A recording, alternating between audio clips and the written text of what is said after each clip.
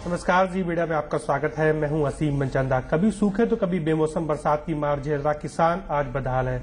सरकार उसको लेकर के कितनी सजग है, सरकार क्या कदम उठा रही है, उस पर बात करने के लिए हमारे साथ कृषि मंत्री राधा मोहन सिंह मौजूद है। सर जी, आपका बहुत बहुत स्वागत है। सबसे पहले तो ये जानना चाहेंगे आपसे, बेमौसम बरसात हुई देश में, किसानों को राहत पहुंचाने के लिए क्या किया गया है आपकी तरफ से, क्योंकि राज्य सरकार और केंद्र सरकार दोनों की भूमिका पर सवाल लगातार उठ रहे हैं कि उनको किसानों तक मदद जो है वो नहीं पहुंच पा रही है। देखिए, किसानों तक मदद पहुंचाने की जो मशीनरी है वो राज्यों की, भारत सरकार का कहीं भी गांव में तहसीलदार, कर्मचारी, ब्लॉक में बीडीओ, थाने में, जिले में कलेक्टर भारत सरकार का नहीं होता है।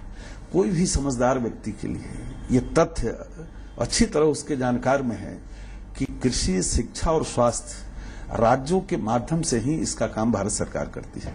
जो इस बार अतिवृष्टि और ओलावृष्टि से किसान प्रभावित हुए, सबसे पहले कृषि मंत्रालय ने एक एक अधिकारियों को वहां भेजा, जबकि मेमोरेंडम आने के बाद टीम जाती थी। फिर मैं खुद महाराष्ट्र गया, हिमाचल गया और हमारे एक एक मंत्री राज्यों के अंदर गए। मैं महाराष्ट्र के बाद जब हिमाचल गया तो वहां के मुख्यमंत्री जी ने भी कहा कि पहली बार कोई केंद्रीय मंत्री, नहीं तो स्मारक पत्र आते थे और तब टीम जाती थी। तो पहली बार तो ये काम हुआ। दूसरा कि अभी तक जो नॉर्म्स थे, जब आपदा आती है तो किसी को सहायता चाहिए, तो उसका जो नॉर्म्स था तो उसको 1.5 गुना हमारी सरकार ने किया। और हमारे प्रधानमंत्री जी ने तो ऐतिहासिक घोषणा की कि आज तक जिसका 50% फसल नुकसान होता था उसी को सहायता दी जाती थी। उन्होंने कहा कि 33% तक जिसका नुकसान होगा उसको सहायता दी जाएगी। और दूसरी जो सबसे बड़ी बात थी, अतिवृष्टि से प्रभावित किसानों को आज तक राष्ट्रीय आपदा की श्रेणी में नहीं रखा गया। तो हमारे गृह मंत्री ने, मंत्रालय ने पत्र जारी किया और राज्यों को कहा, ये आपदा जो एनडीआरएफ है गृह मंत्रालय के अंदर है, सबको पत्र दिया कि आपके पास जो एसडीआरएफ के फंड हैं, जो अतिवृष्टि से किसान प्रभावित हुए हैं, उनको भी राष्ट्रीय आपदा मानके और 10% राशि कम से कम उसकी सहायता में लगाना है।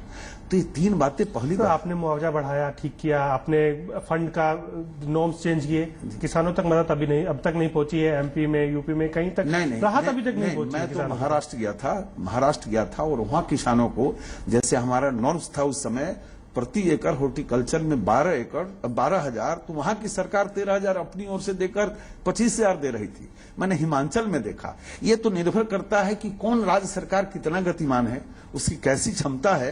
राज्यों के पास फंड मौजूद है और यदि एसडीआरएफ का नहीं है तो हमने ये भी कहा कि कंटीजेंसी फंड है, माने उसको राहत जारी करना है। तो राज्य कौन कितना गतिशील है इस पर भी निर्भर गतिशील दिख रही है। यूपी सरकार ने 60 रुपए के चेक दिए, 100 रुपए के चेक दिए।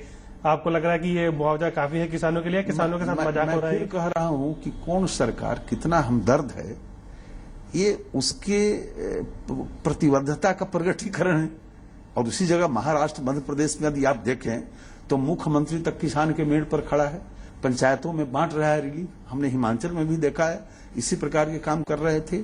तो राज्य सरकार के माध्यम से इसको करना है हमको।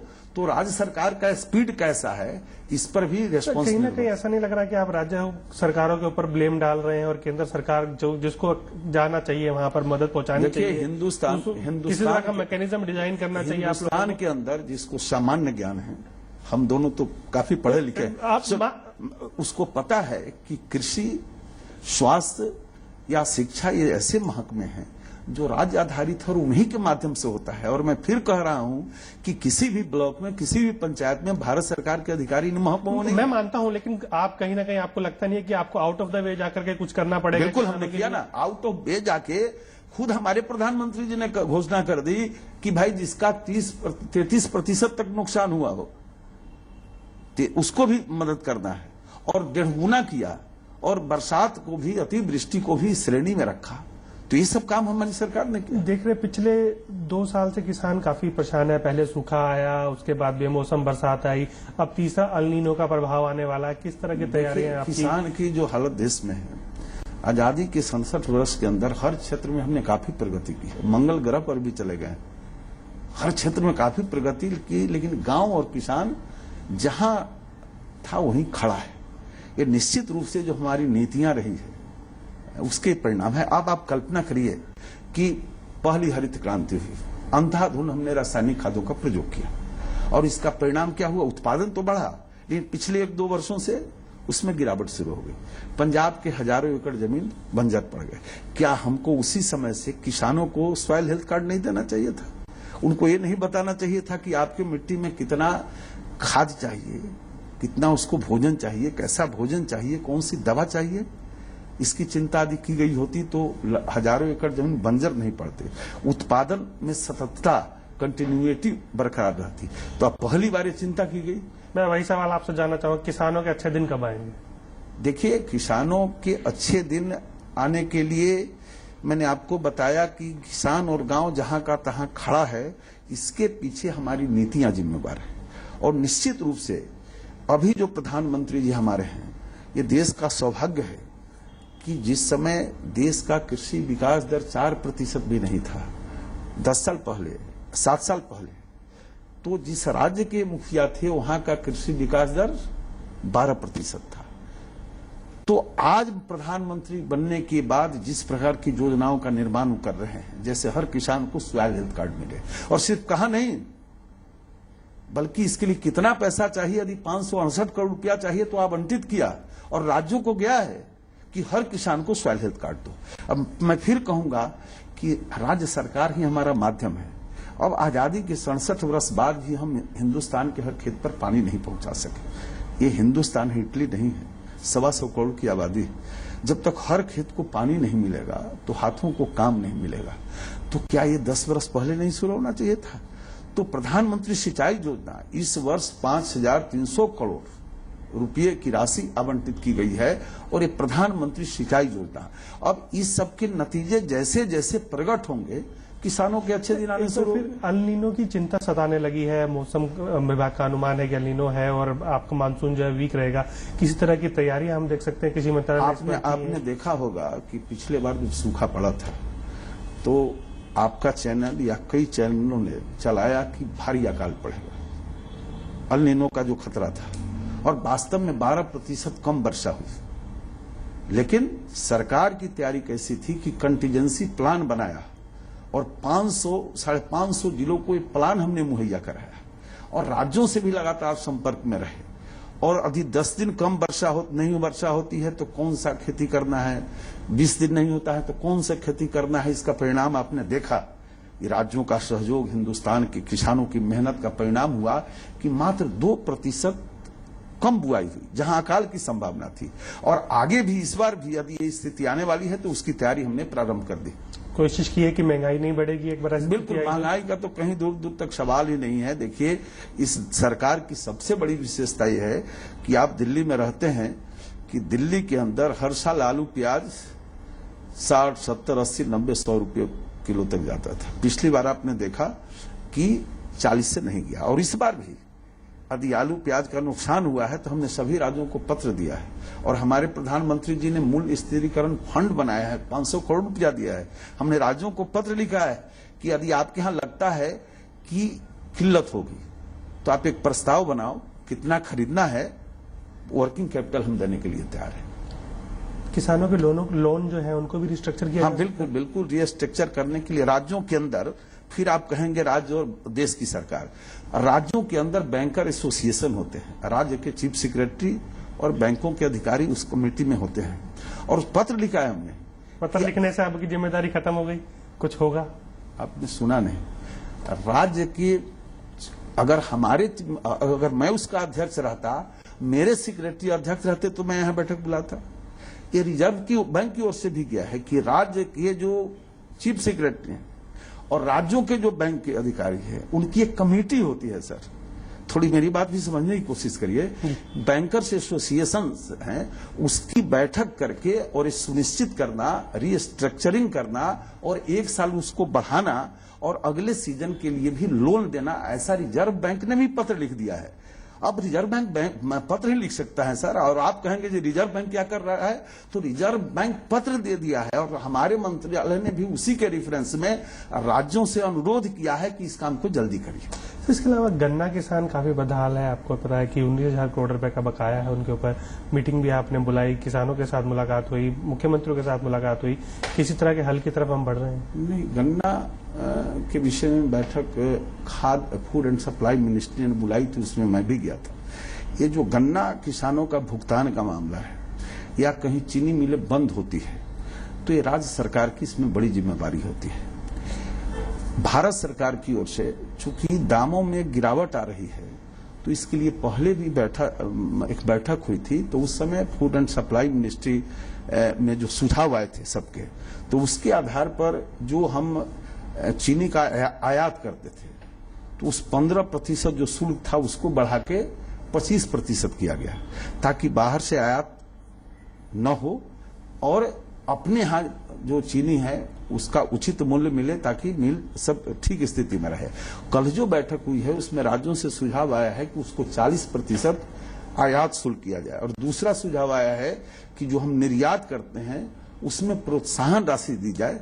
ये दोनों सुझाव आए हैं और निश्चित रूप से हमारा जो फूड एंड सप्लाई मिनिस्ट्री है इसको ध्यान में रखेगी और फिर आगे एक बैठक करके इस दिशा में विचार करेगी। तो कहीं ना कहीं किसान जो है बदहाल है, खेती से दूर जा रहा है। जीडीपी का भी ग्रोथ, जीडीपी में भी खेती का योगदान लगातार कम हो रहा है। लगता है कि आपको कुछ करने की जरूरत है। देखिए, जो जीडीपी में पिछले बार आपने अल्नोनियो की चर्चा की तो 1.1% हमारा था, वो हमारा बरकरार रहा है।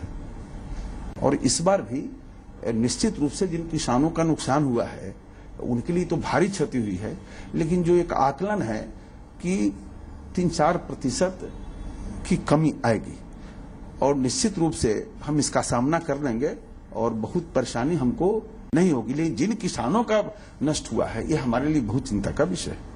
वक्त चला एक छोटे से ब्रेक का। ब्रेक के बाद हमारी चर्चा कृषि मंत्री राधा मोहन सिंह के साथ जारी रहेगी। जो पार्टी इसके खिलाफ आंदोलन कर रही है, नरेंद्र भाई मोदी के प्रधानमंत्री बनने के बाद उनकी राजनीतिक दुकानदारी जो बंद हो रही है, तो उस दुकानदारी को जीवित करने के लिए कुछ न कुछ करना लाजमी है उनकी। लेकिन किसान उनके साथ आंदोलन में नहीं है।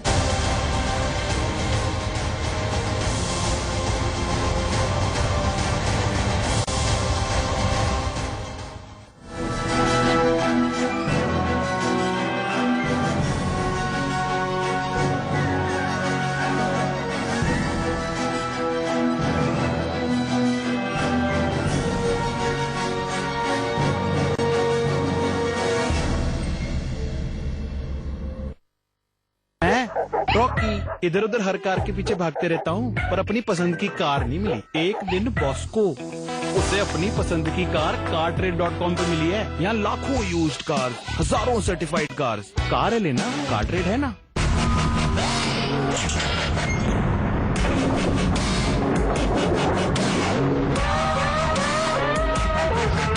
When their world is so different, shouldn't their style of learning be different too? Educomp. मैं रॉकी इधर उधर हर कार के पीछे भागते रहता हूँ, पर अपनी पसंद की कार नहीं मिली। एक दिन बॉस को उसे अपनी पसंद की कार cartrade.com पे मिली है। यहाँ लाखों यूज्ड कार्स, हजारों सर्टिफाइड कार्स। कार है लेना, Cartrade है ना। होलसेल का रेट, डिनर की प्लेट, ये दुनिया भर का माल यहाँ पे क्या तू लेगा से। होलसेल का रेट बस कुछ ऐसे ही है। shopclues.com, सारा होलसेल का मार्केट ठीक आपके घर तक। टिंग से लेके टोंग और टिंग से लेके डोंग, सब कुछ ऑन shopclues.com।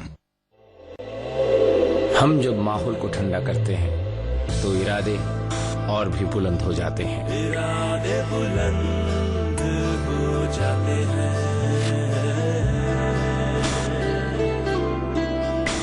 दिल से दिल तक बात खुद ब खुद पहुंच जाती है। दिल से दिल तक खुद ब खुद। काम का बोझ हल्का लगने लगता है। हल्का हल्का हल्का हल्का जगह अपनी सी लगने लगती है। हम जब माहौल को ठंडा करते हैं, कमाल के लोग और भी कमाल का काम करते हैं। कमाल कमाल पेश है सिम्फनी सेंट्रल एयर कूलिंग, जो बड़ी जगहों में दे कमाल का कूलिंग और कमाल की सेविंग्स। सिम्फनी, कमाल का कूलिंग। मैं रॉकी इधर उधर हर कार के पीछे भागते रहता हूँ, पर अपनी पसंद की कार नहीं मिली। एक दिन बॉस्को, उसे अपनी पसंद की कार cartrade.com पे मिली है। यहाँ लाखों यूज्ड कार्स, हजारों सर्टिफाइड कार्स। कार है लेना, कार्ट्रेड है ना।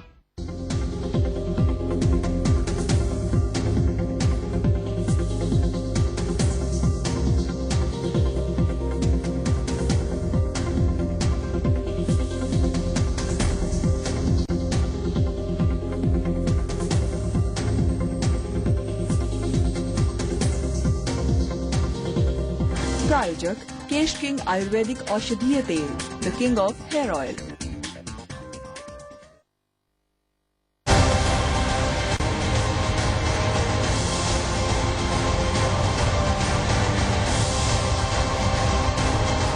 ब्रेक के बाद आपका एक बार फिर स्वागत है। मैं इस वक्त कृषि मंत्री राधा मोहन सिंह के साथ हूं, जो हमारे साथ चर्चा कर रहे हैं कि किसानों को लेकर के, उनकी स्थिति को लेकर के किस तरह सुधारा जा सकता है। सर, एक बड़ी और चीज हम जानने की यहाँ कोशिश करेंगे, भूमि अधिग्रहण बिल किस तरह से आपको लगता है कि ये बदलाव लाएगा, खासतौर पे कि किसानों को आप किस तरह से कन्विंस करेंगे कि वो अपने जमीन जो है वो दे दे सरकार को? देखिए, सदियों से जो एक कानून था जिसके तहत किसानों को लूटा जा रहा था, कांग्रेस का जब जाने का दिन हुआ तो उस समय इसमें संशोधन लाया और हम पूरे बढ़ चढ़ कर इसमें साथ थे। लेकिन जो कुछ विसंगतियां रह गई, जो गांव और किसान विरोधी था, जैसे उसमें यदि हम सिंचाई की कोई योजना शुरू करना चाहें तो हमको व्यवधान था, यदि गांव में हमको सड़क ले जाना हो तो उसमें व्यवधान था, यदि बिजली ले जाना चाहिए तो उसमें व्यवधान था। तो जो हमने उसमें संशोधन किया के और जो लोकसभा में पास किया है, उसमें गांव और किसान को मजबूत बनाने के मुद्दे को शामिल किया है। और लगातार कह रहे हैं हम, हमारी सरकार, कि इसमें कौन किसान विरोधी है, तो आपको कौन सा बिंदु किसान विरोधी है। वास्तविक तो आपको लगता है आप किसानों को समझा पाएंगे कि ये लैंड किसान समझ रहे हैं। ये तो राजनीतिक लड़ाई ये कर रहे हैं, किसान समझ रहे हैं। यार, मैं अपने इलाके में इसके पहले जब अटल जी की सरकार थी तो एक राष्ट्रीय राजमार्ग निकला था, तो गांव गांव में कंपटीशन होने लगा कि मेरे गांव होकर जाए।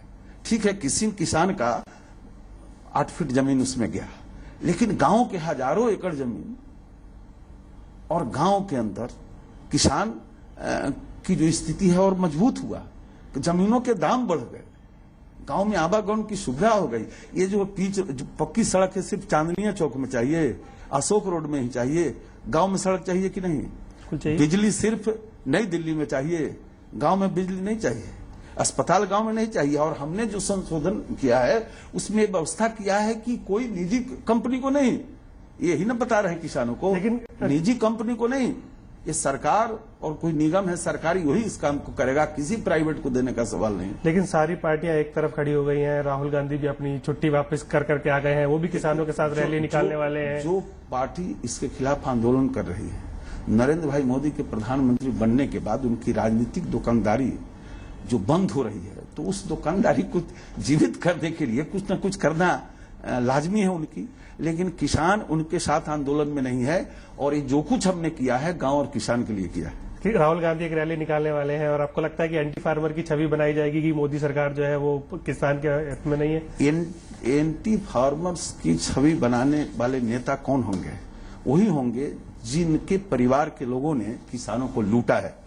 आप देखिए हरियाणा, आप देखिए यूपी, किसानों को किसने लूटा है? हम जो संशोधन ला रहे हैं उसमें तो किसान को मजबूत बनाने के लिए ला रहे हैं। तो आपको लगता है कि ये पास करवा पाएंगे या इसके लिए ज्वाइंट सेशन बुलाना पड़ेगा? तो देखो, हम तो सब दल से आग्रह कर रहे हैं कि आप बात करिए। आपको कुछ लगता है कि किसान के हित में और कुछ इसमें बात चाहिए तो हम उसके लिए तैयार है। आइए, नहीं सदन के बाहर राजनीति करिए, वो अच्छी बात है, राजनीतिक दुकानदारी अपनी चलानी है वो चलाइए, लेकिन अंदर में बैठ के आप देखिए ना इसमें कौन सा बिंदु है जो किसान विरोधी है, या कौन सी बात किसान के पक्ष की है जो आप इसमें डलवाना चाहते हैं। हम तैयार हैं। सर, एक और बात करना चाहूंगा, जनता दल यूनाइटेड फिर से हो गया, फिर से इकट्ठा हो गया, सारी पार्टी आ गई हैं। क्या लगता है आपको, उससे बीजेपी को नुकसान होगा किसी तरह से? नहीं, बीजेपी इतनी ताकतवर हो गई कि जिसके कारण इन लोगों को इकट्ठा होना पड़ रहा है। हमारी ताकत इतनी है कि हमारा नुकसान नहीं कर पाए। हाँ, अपना नुकसान जरूर करेंगे कि जो नामो निशान अपना मिटा रहे हैं, जैसे जनता दल यू और तीर, आरजेडी, लालटेन, अपना नाम और निशान भी मिटा रहे हैं। लेकिन अच्छी बात है, क्योंकि अगले चुनाव में जनता इनका नामो निशान बिहार में मिटाने वाली थी, तो उसके पहले ये खुद अपना नामो निशान मिटा रहे हैं। कहीं ना कहीं आपको लगता नहीं है बिहार के जो चुनाव होंगे आपके लिए कड़ी चुनौती साबित होंगे? कड़ी चुनौती इसलिए नहीं है कि बिहार की जनता ने 15 वर्षों तक जंगल राज को भोगा है। वो किसी भी कीमत पर जंगल राज को स्वीकार नहीं करेगा। लेकिन उपचुनाव में तो आपका नुकसान हुआ है काफी। नहीं, उपचुनाव जो होते हैं उसके आधार दूसरे होते हैं। आप तो हर जगह देखेंगे उपचुनाव, उसमें भी नुकसान नहीं हुआ था मेरा। ये सब मिले थे और हम 4 सीट पर चुनाव जीते थे और 3 सीट पर जो हार हुई थी वो मामूली वोटों से हुआ था। और उपचुनाव में स्थानीय बातें ज्यादा प्रभावित करती है, और बिहार का जब चुनाव होगा तो पूरे बिहार को बिहार की सरकार बनाने की बात होती है। उपचुनाव से सरकारें आती जाती नहीं है। तो कहीं ना कहीं हम आपको एक भावी सीएम के रूप में देख सकते हैं बिहार? नहीं, भारतीय जनता पार्टी में सवाल सीएम का नहीं है, सवाल है कि वहां हमारी सरकार बनेगी और हमारे पास इसके लिए कई योग्य लोग हैं।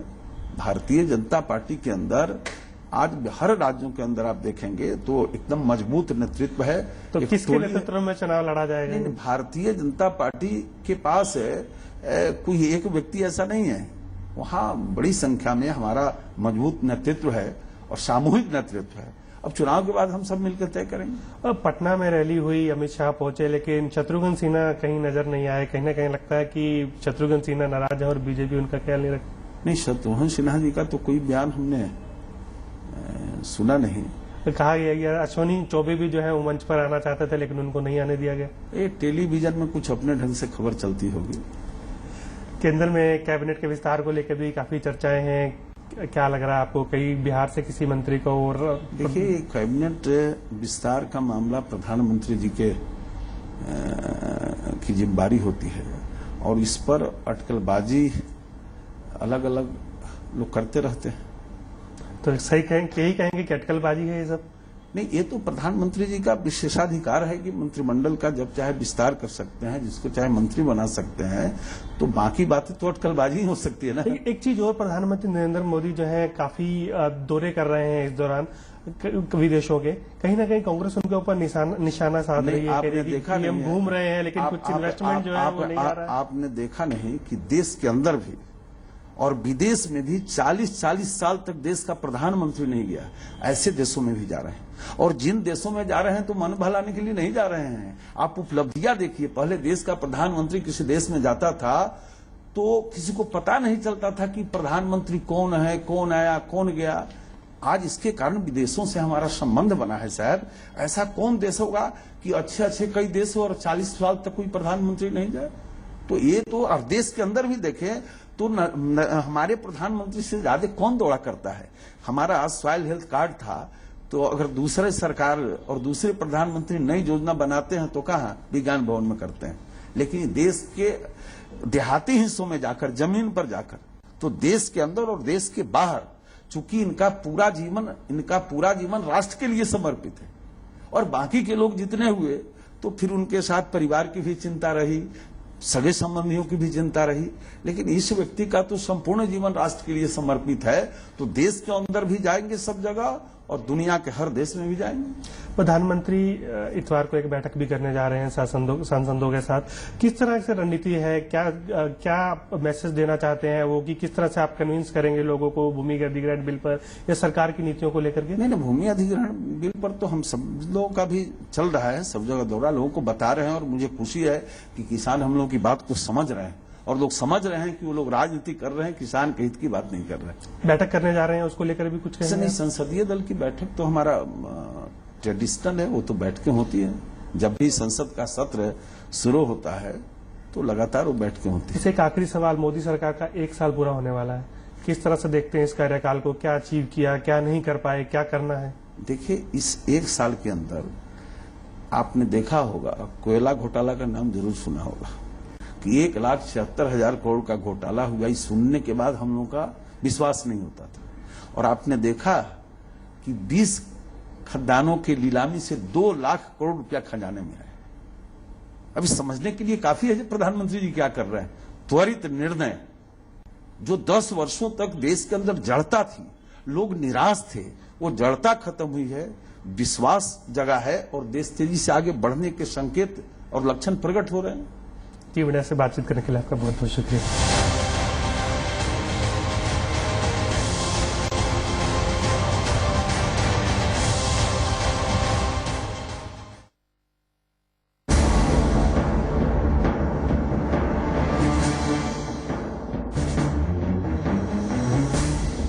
क्या हम ये मानेंगे कि देश सिर्फ नरेंद्र मोदी की आवाज पर जाएगा? देश के प्रधानमंत्री तो वही है। एक लोकतंत्र है, पॉलिटिकल पार्टियां हैं।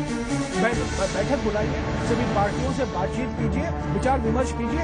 ये बंदूक लगाकर आप कहिए बहस करो बहस करो, अध्यादेश तो 2 बार आपने पास करवा दिया। और आप मैं मॉडरेट करता हूँ, बहस करने के लिए आइए, हम बंदूक नहीं लगने देंगे।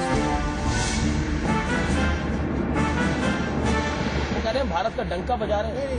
1 साल में 14 हम इंडिया की प्राइड वापस लेके आ रहे हैं। घुमंतु प्रधानमंत्री बन गए।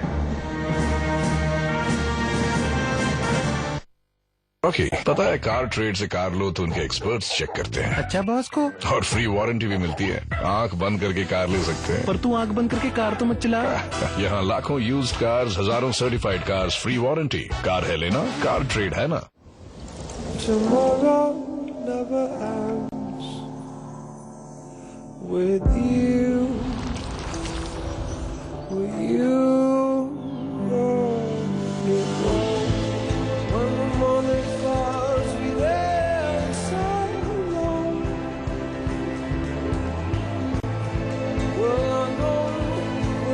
जिंदगी के शानदार पलों के लिए ब्रिजस्टोन।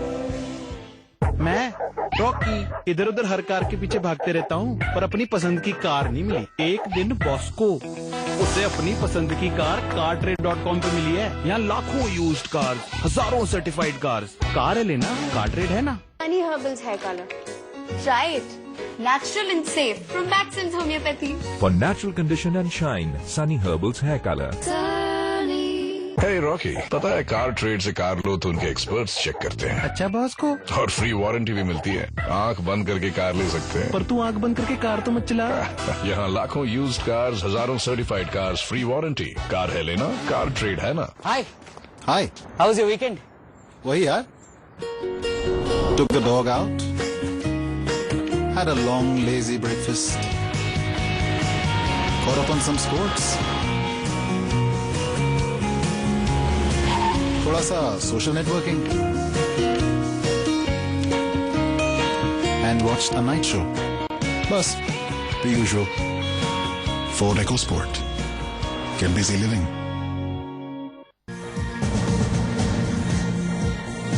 उम्मीद से बेहतर रहे RIL के नतीजे। 6,381 करोड़ का रिकॉर्ड कंसो मुनाफा। GRM भी 2 साल के उच्चतम स्तर पर पहुंचा।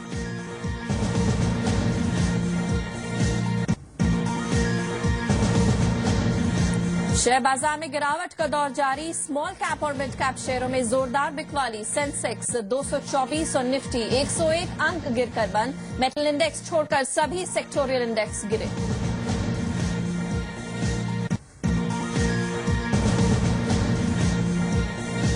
ज्यादातर टैक्स पेयर्स के लिए ई रिटर्न भरना हुआ जरूरी। रिटर्न में बैंक बैलेंस और विदेश यात्रा की जानकारी देना भी जरूरी। विदेशों में संपत्ति की भी देनी होगी पूरी जानकारी।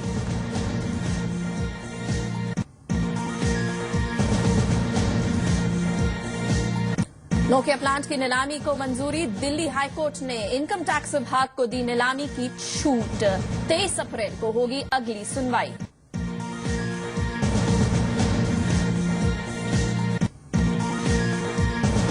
फुल मोबाइल नंबर पोर्टेबिलिटी लागू होने में फिर होगी देरी। सूत्रों के हवाले से खबर। COI ने दूरसंचार विभाग से मांगा और 2 महीने का वक्त। 3 मई से लागू होना था फुल MNP।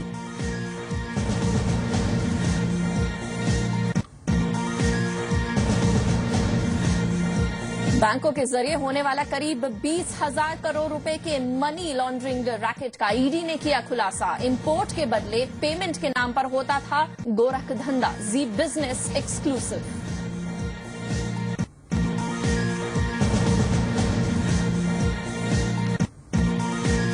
कांग्रेस की रिवाइवल प्लानिंग के लिए छुट्टी पर थे राहुल गांधी। पार्टी नेता जयराम रमेश का बयान। जी बिजनेस एडिटर अमीश देवगुन के साथ जयराम रमेश की पूरी बातचीत देखिए आज रात 8 बजे बिग इनकाउंटर में।